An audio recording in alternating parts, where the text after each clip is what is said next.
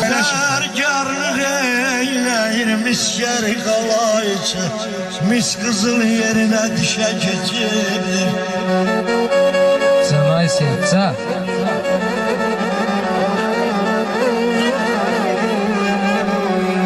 Bir cahil görenle koparma pənah, binadan qardaşdır aya bil yaxşı ilə yaman.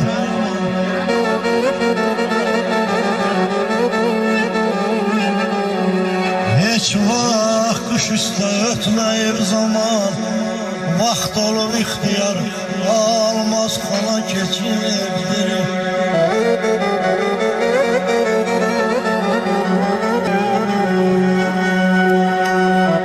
O imam evladı yeli nəvəsi haqdan verilmişdi pay seyidin.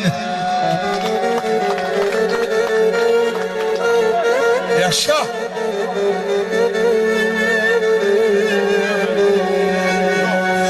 O imam evladı yeli nəvəsi haqdan verilibdir pay seyidin. Şəhdi çox ağırdır, rütbəsi uzaq, yoxdur yerində tay seyidin evinə.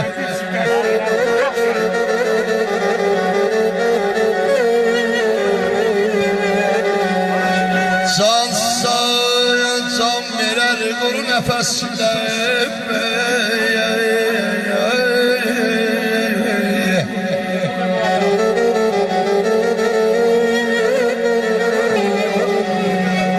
Can sağ, can verər quru nəfəsinə.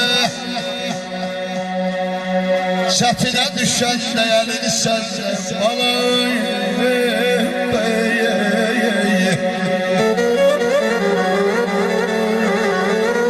Sen onun gəlini bil, ona hörmət bəzsə, çatar harayına hay seyidin. Yoxdur yer üzündə tay seyidin, tay seyidin. Sağ olasın. Ay şehit. Dünyanın sahibi insan olsaydı, dünya baştan başa cahil olardı. Ne şair olardı, ne de ki ressam. Sevgiler ölerdi, nifret kalardı. Birine değerdi başına dönüp, birine değerdi karşında ölüp, birinin elinden her şeyini alıp, birini değerdi çöllere salıp. Dünya baştan başa zulmet olardı. Işık gelen yere parmak tutardı. Ay Nazır, hoşu geldiğine kucak açardı.